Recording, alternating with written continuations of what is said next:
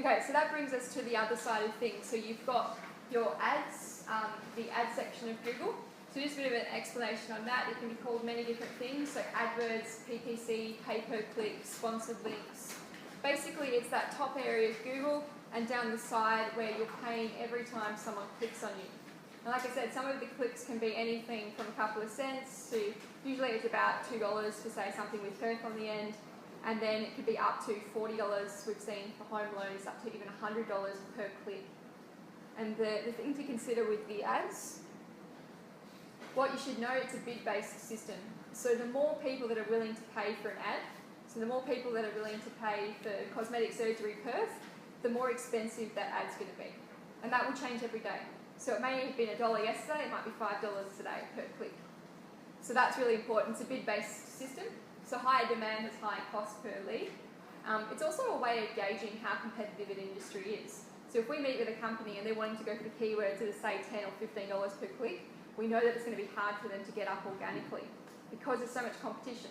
If people are willing to pay so much for the ads, imagine what they're willing to pay and invest in their website to get it ranking in the main area of Google.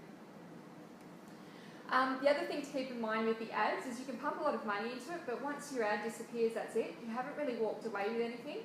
Whereas if you put a lot of that money into search engine optimization, into your website, you've still got something. You've got something that's there. Once your budget runs out with the ads, you disappear off Google. So you're completely gone. Click fraud is also possible. It's harder than it used to be. So I do meet a lot of companies like, oh, I'm going to click on my competitor's ads, which is great. But if it's from the same IP address, it'll only really count as one.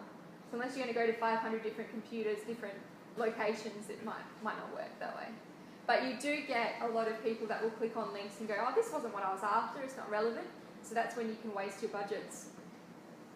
The other thing to keep in mind, and we actually had to send out a warning to a lot of our clients, is there can be a lot of confusing fee structures around Google partners. So a lot of the people that will resell the Google ads place commissions on it.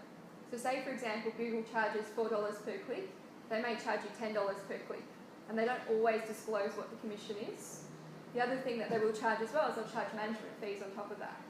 So it is cheaper if you go and do it directly yourself, but if you don't have the time to manage it with someone that doesn't charge commissions on the clicks. So they just charge you a straight out management fee to get it up and running for you. Ads are good for certain purposes. So, I mean, we use ads, some of our clients use ads. Ads are good really for short-term campaigns. So say you have an excess product or you have something new to your business that will take time to rank organically. Generally, to get organic rankings can take 3 months. So it's something you want to promote really quickly, you might chuck a few ads up. So that's usually good. And sometimes people will use the ads to complement their organic rankings while they're waiting for them to climb up. Like I mentioned, like a new domain with a microsite, if it takes 6 months, you don't want to be waiting around. You might put some ads up in the meantime. Yeah, so that's the main thing on ads. When you're comparing whether you're going to do the ads or you're going to do the organic, or if you're going to do both, it really depends on what you want to achieve and what your budget is. So the organic area of Google, the SEO, that's really a long-term strategy. That should always be there. Because like I said, when your ads disappear, you've got nothing. Whereas if you've invested into the organic, you've always got your website sort of coming up in the main searches of Google. So I do think that that's necessary no matter what. And also the thing with the organic rankings is it's much cheaper. It can also be almost be a fifth of the price, because every time you're paying for an ad, you're paying for that exposure and paying to be there. Whereas with the organic area of Google, you can get clicked on 1 million times. It's not going to cost you, 1 million times that cost per click. So it can be much cheaper, much more cost effective, and it's a long-term strategy. And I did compare it earlier to ads in the newspaper. So how people view the ads, I hear a lot of people say, I just ignore the ads. If I find what I want underneath the ads, I just go for it there. So that is something to keep in mind when you're considering ads.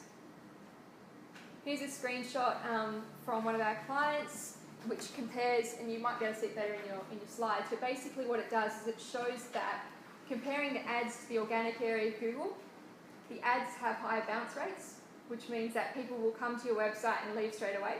So in this case, the bounce rate was almost double. The other thing that we noticed as well, when we measure conversion, less conversions happened. So people that came through the ads, they were less likely to fill out an inquiry form than the ones that came through the main organic area of Google. The other thing that we noticed with the ads, and this is across many clients, is that the ones that came through the ads actually spent less time on the website, sometimes half the time than those that came through the organic search.